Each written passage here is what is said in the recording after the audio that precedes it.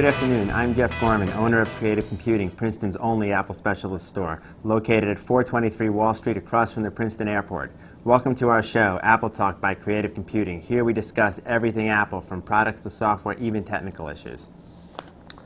The big news of recent weeks is the Worldwide Developer Conference. Apple has this conference every June, and often they announce new products. It's geared at developers, but most of the world really looks at it as a product announcement, and as always, it was this year.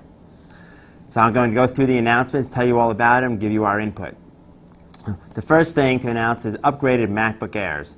Apple has upgraded the MacBook Airs to Ivy Bridge processors, which naturally include USB 3.0 and Intel's new Turbo Boost feature. These MacBook Airs can turbo boost to 3.2 gigahertz of processor speed. The way they do that is this. The processor has a bunch of things it has to manage. Its temperature, power, current, and the like. If any of those resources are not running at max, the processor can take some of the resources it would use to manage those and give itself a speed boost on a temporary basis until such time as it needs to address those functions again. So with new Turbo Boost technology that the Macs announced at WWDC and probably all future Macs and other Ivy Bridge computers will have is Turbo Boost. It's a nice little feature, a way to eke just a little bit more when you need it. Applications, when they're running, have to request a boost, if available, and then, of course, they get it.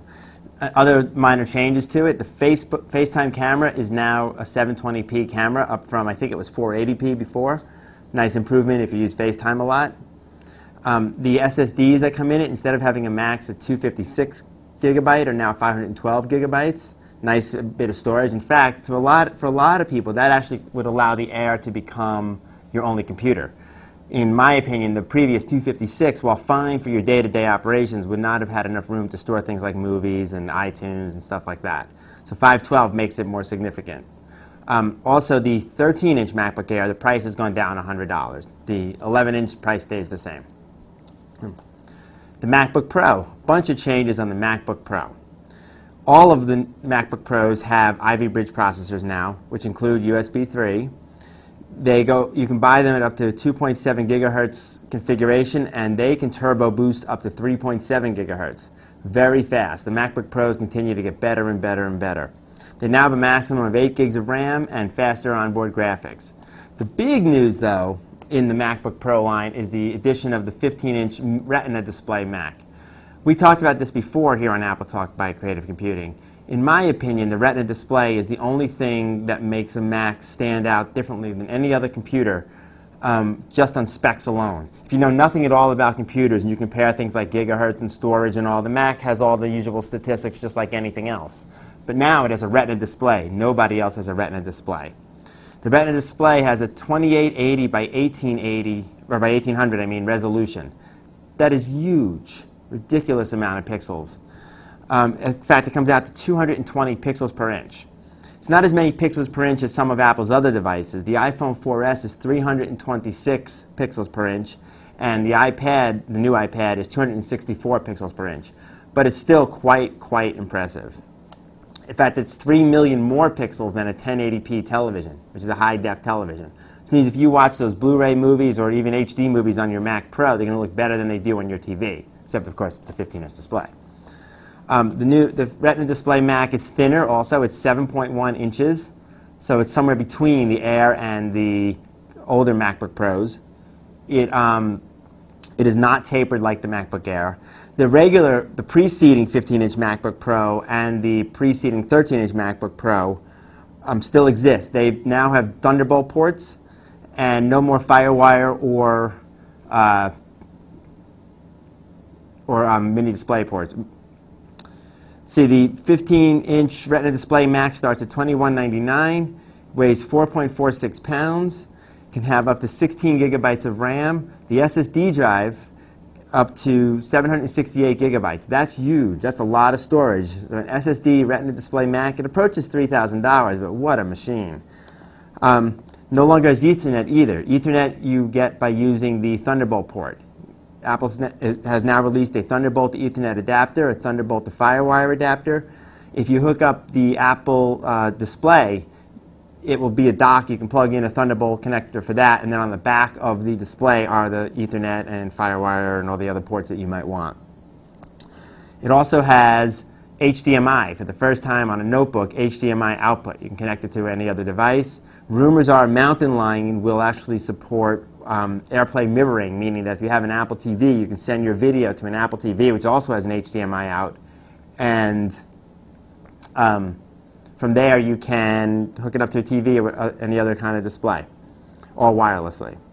The 15-inch Retina display MacBook has the new MagSafe 2 connector. It's a different shape, different power setup. It is not interchangeable with the old MagSafes. Apple has introduced a $9.99 adapter to convert one to the other, so you can still use your old power supplies. But it is a different MagSafe connector. Some other things about this. So the RAM is soldered to the main logic board, meaning it's not upgradable.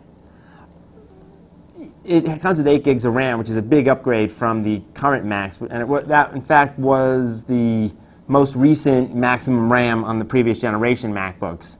So even if you could take it off the logic board, it doesn't go up much higher.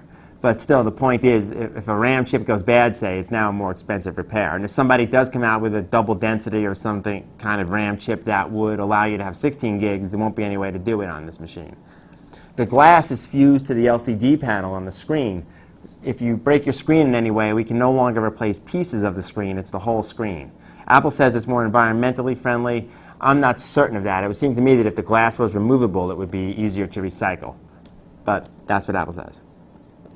Other big news in the MacBook Pros. The 17-inch MacBook Pros have been canceled. No more 17-inch. They are still available while supplies last. I don't know how many are left, but they're going quick. For us, it wasn't the biggest seller. We sold a few, but it always seemed to be slow moving. Apple was the first in the industry to have a 17-inch notebook, and interestingly is also the first in the industry to no longer have a 17-inch notebook. The 17-inch was the only MacBook with an Express card slot in the side that would let you add other kinds of hardware to your Mac. Now no Apple product has this. I rarely saw a card though, and in fact in all the years of us selling Macs, the current 17 and previous generations that did have this slot, I think one person once actually bought a card. And in fact that card was a FireWire card, which was because for some reason Windows wouldn't recognize the built-in FireWire port. In order to make use of the Retina display, lots of apps have been updated. Apple has updated all the standard apps, Safari, iPhoto, etc., as well as some of the non-standard ones. Final Cut Pro has been updated, Aperture, a video game from a third-party maker, Diablo is updated. One reviewer said that makes the Mac the best platform to play Diablo on. I'm sure it is. No one else has a Retina display. That must be a beautiful-looking game. And coming soon, at least, are Photoshop and AutoCAD. I suspect in Adobe's case, the entire CS6 or 6.5, 6 just came out, but 6.5 will be out probably within a year, will be Retina display capable. Photoshop being first because it's the one it's most important for. Other product announcements. The new AirPort Express. Now, Apple sells the MacBooks, the Mac Pros, the iMacs, the iPads, iPods, iPhones. Those are Apple's main products. Besides those, though, in my opinion, the AirPort Express is Apple's coolest device. It lets you extend your wireless network. It lets you hook up remote printers. It lets you use AirTunes, they call it, to play your iTunes music connected to your stereo. It's Apple's just most versatile thing ever. And they've made it even better. It no longer plugs into the wall looking like a power brick. It now has a cord, so it only takes up one outlet instead of 3. And it has an extra Ethernet port. Those are the physical differences. I mean, shape-wise, it looks like an Apple TV does, about this big. It's grayish white. It's not black like the Apple TV, but otherwise they're the same size. It has 2 Ethernet ports, one in, one out. The out port can be used to hook up any other Ethernet devices, whether it's printers, a switch even if you need multiple devices, whatever you need. Or if you only have one Ethernet port available and you need to put a wireless device somewhere in the chain, you can unplug whatever was using that Ethernet port and use it as a pass-through. It's a nice bit of versatility. The AirPort Express is now dual band. It can do B and N together at the same time. It also supports A and G, so A, G, B, and N on wireless, and can do all of them at the same time. It supports the Guest network. Very nice because when you extend the previous version, when you use it to extend the network provided by an AirPort Extreme or a time capsule, you have to give up the Guest network and the dual band because the Express couldn't extend the same kind of network. Now it can. We do wonders with these Expresses. One other thing it does is connections. When wireless devices connect to it, it now supports up to 50 instead of up to 10 like the previous generation. Much nicer, very good improvement. And it also has support for the guest network, which is a nice thing. A lot of people like to have a guest network so that people who visit their homes or offices or whatever have no access to the internal private network, so nothing gets reconfigured or deleted or anything like that. It's a safety thing. I think it's a good idea. And moving on, Apple also made some nice announcements at WWDC. 26 million copies of Lion have been sold. That's huge. It's the best-selling release of an Apple operating system ever. I don't know the details, but something like half of them were bought over the first weekend. Apple always releases these things on Fridays. Over the first weekend, like half of those were sold. Also, Apple has announced there are over 66 million Mac users. That's huge. In 2007, it was 22 million. It's up 3 times in 5 years. That's a great amount of growth for the Mac. What's nice about Mac users is no one ever goes the other way. Once you're a Mac user, you're always a Mac user. You get spoiled by having everything work all the time, all the hardware working the first time. It's very nice. Mountain Lion, some more information about Mountain Lion we've been talking about here on Apple Talk. And when Mountain Lion is released, we will have a whole show dedicated to the features and show you some of them live. Mountain Lion will have dictation. Anywhere the keyboard is, you can hit the button on the keyboard for the speaker. I'm sure first there'll be a software function and new keyboards will start to have it. But you can press the button and you can talk. And whatever you talk, the system will translate and type for you, just like dictation works on the iPad. They are not, at least at this point, bringing Siri to the Macintosh. Mountain Lion also has something called Power Nap. Notebooks, MacBook Pros and Airs, can power nap, which means when you put them to sleep, if they need to do software update or the nightly routine maintenance that the underlying OS does, they are able to do that while asleep. Right now, if your computer is asleep, it gets no software updates and does no other updates. So they call it Power Nap. This will work. It has to be plugged in for it to do this. It's not going to use your battery for it, even though the Macs get better and better on their battery life. Mountain Lion will cost $20. It's cheaper and cheaper. Snow Leopard was $29, and previous to that, they were $129. So very nice. I expect total adoption of Mountain Lion from anybody who's got Lion and a Mountain Lion capable computer. There are a few computers, older computers that are not 64-bit capable will drop off. Apple likes to keep everything using the latest hardware only, and they are quick to drop support for older types of hardware, namely 32-bit chips. Shipping in July, and there's a free upgrade if you bought a Mac after June 11th. Come see us if you need that. Safari, they announced some changes in Safari. The new Safari that's coming out with Mountain Lion, instead of having an address bar at the top and a Google box next to, or a search box next to it that everyone leaves on Google, will have a single bar. You can still set your default search engine, but when you type something in there, if it's not a URL, Safari will automatically check your history, your bookmarks, the web, everywhere else it can possibly search to find the thing that you typed in. It's pretty nice. iCloud tabs are also being introduced. If you have a bunch of tabs open in Safari on one of your iCloud devices and you switch to another iCloud device, say you're surfing on your iPad and you get home and want to switch to your Mac or whatever the case is, you can use iCloud and access all the tabs on the other device. Nice feature, nice way to continue surfing where you left off on a more capable device or a less capable device. If you're working on your Mac and you have to leave for the airplane, you can pick up these sites that you were looking at on your iPod or even your phone. The mobile version has some new things too. You can now upload pictures directly. Some sites, when they need you to upload a picture, or Facebook if you want to upload a picture, Flickr, whatever it might be, you can now hit a button to upload a picture and use the built-in camera to take the picture that you upload instead of having to pick one from the photo library, meaning get out of Safari, take the picture, store it, switch back to Safari and upload it. You can now upload directly using the camera. Very nice feature. Certain sites have their own apps. You go to like an airline site and they offer you their own app. Now Safari, if that happens, will recognize that there's an app in the App Store, will offer it to you. If you take it, it will automatically go to the App Store, download the app, bring up the app, and leave you where you were in Safari at that time, except in the native app. One more thing that Safari has, you can now swipe out to a tab view and then pinch to a specific tab. So we'll give you all your tabs and then pinch to a specific tab that you want. More and more hand gestures. That'll work on the trackpad on the notebooks. I'm sure it'll work on the iPad and other iOS devices. iOS 6 Lots of announcements on iOS 6. Some of you probably saw the giant iOS 6 sign in the Moscone Center where they hold WWDC days before the conference actually started. Well, iOS 6, Apple announced it officially and has a lot of announcements, and I will tell you the highlights right now. Siri, bunch of enhancements to Siri. Siri can now launch apps. You can say to Siri, open phone, open text messages, launch Safari, launch whatever, and Siri will go ahead and open the app for you. Siri has more knowledge. When you talk to Siri right now, if you ask for a question like, are the Yankees beating the Red Sox, which we all hope they are, but if you ask, are the Yankees beating the Red Sox, right now Siri will come back to you and say, I don't know if the Yankees are beating the Red Sox, would you like to do a web search for that? With iOS 6, Siri will come back with the actual answer. You'll have more knowledge of sports, restaurants, movie times, other things like that. Siri is coming to the iPad with iOS 6, so it won't be just dictation. It will actually be full-blown Siri on the iPad. Of course, it needs an internet connection. And Apple showed car integration coming. Hands-free Siri. The sample picture that I saw has a Siri button on the steering wheel.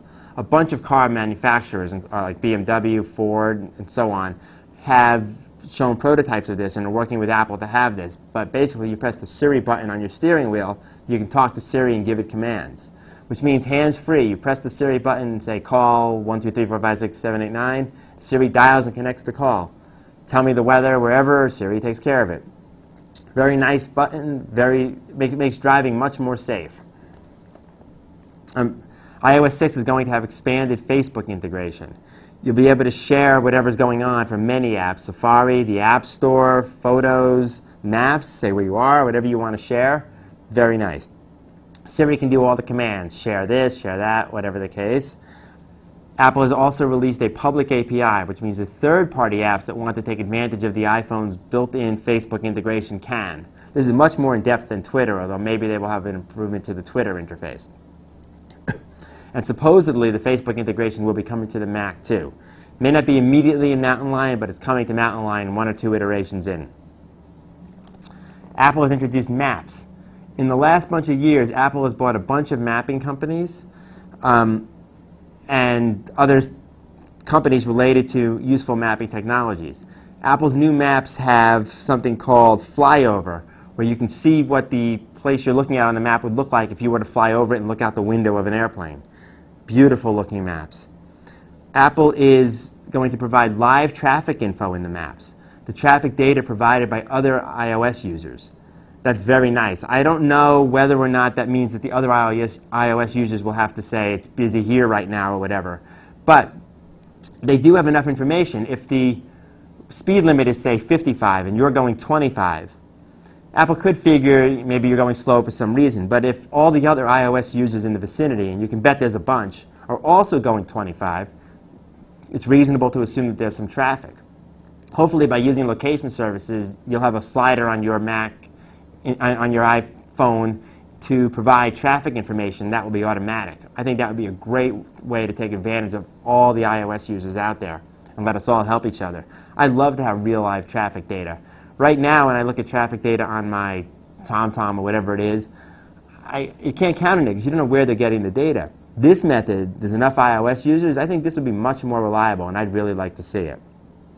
It's a good use of the large user base for iOS devices. The Apple Maps application will provide turn-by-turn directions, which doesn't do right now. Right now, you can map from point A to point B, but it doesn't track in any way where you are. If you miss a turn, none of that. It doesn't do anything. The Apple Maps application will, in fact, do that. You'll be able to ask Siri, how do I get to such and such place? And Siri will say, take a couple seconds and come back with the answer. Turn left at the next corner and keep on going. It already has knowledge of 100 million businesses, and Apple has become a very strong supporter of all the open source, group-sourced mapping technologies out there. So much to do with maps. Google has not taken this lightly, and I have a little bit more to say about that later in today's broadcast of Apple Talk. Another iOS 6 feature, Do Not Disturb. If you turn on Do Not Disturb, you won't get any of those annoying notifications, lights coming on your phone, any of those things. Your phone won't awaken you in the middle of the night. You can whitelist it, meaning say you don't want to be disturbed by anybody but your kids can still get an alert through. And it has another feature where if a phone number tries to call you a number of times after a certain amount of tries in some amount of time, the Do Not Disturb feature will let the call through and let the phone ring or vibrate as you have it set. I think that's a pretty nice feature. This way, those video games, when it's your turn, won't make a noise in the middle of the night.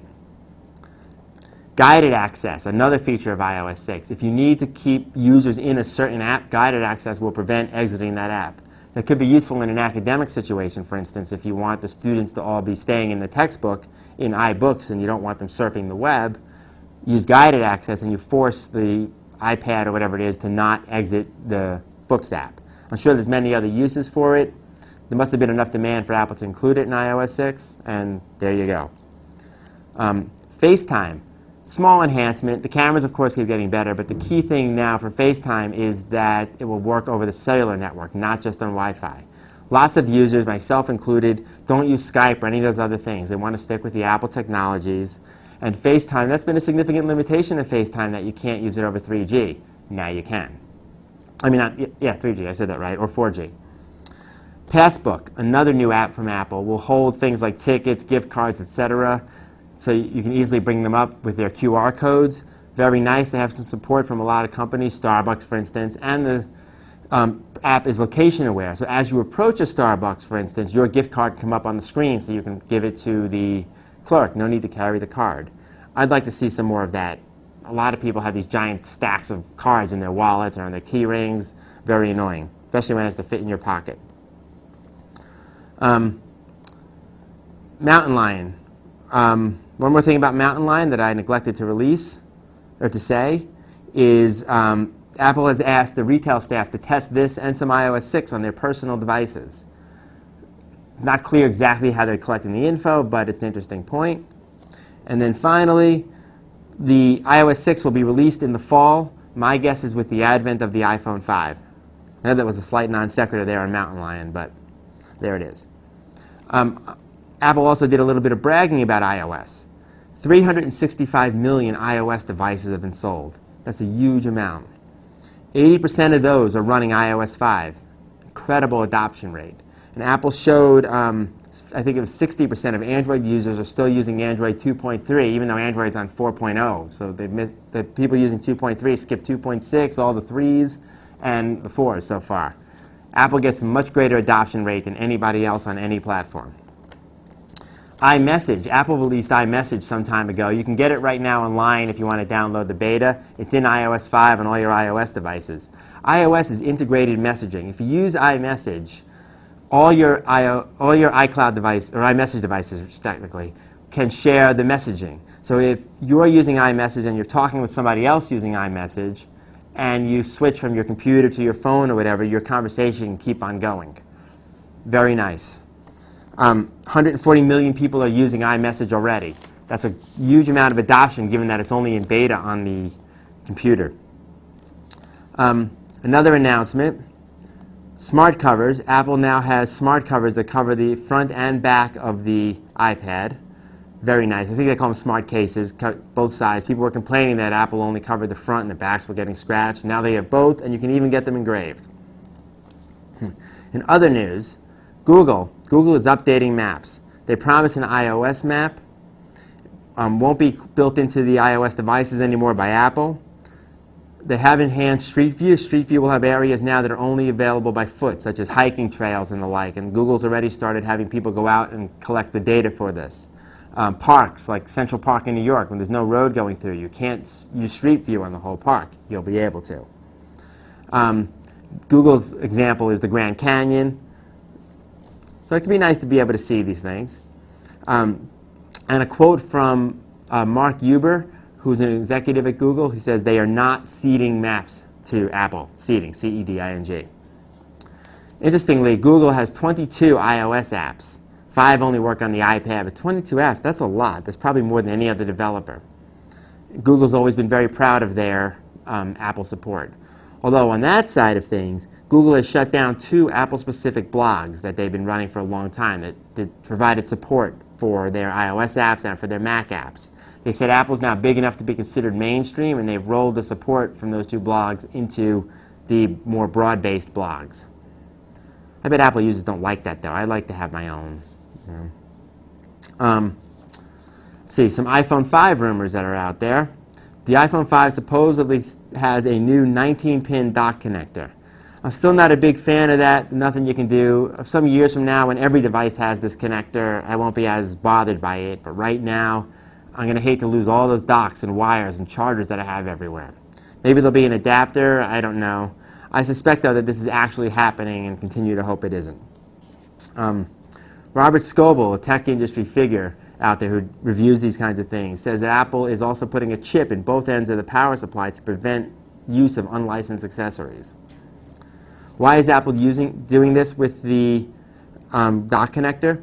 Supposedly, it will allow for thinner devices. It gives them the ability to have a greater amount of water resistance, and some rumors are the possible future magnetic connector. A magnetic connector that could seal that whole port, so it would, in fact, that port at any rate would be water resistant. They still have to deal with the speaker and other loose ends, but maybe the speaker's not so bad. That might be the only one left. Or the microphone, too. Have to see what they come up with for that. And code in iOS 6 still shows support for NFC. I would like to see that. I'd love to have my iPhone be my credit card. That'd be a great thing. One less thing for me to carry. I do have a case on my iPhone that lets me put my credit card in the back, and one of my credit cards actually has an NFC chip, so I can kind of get that effect now, and it's very convenient.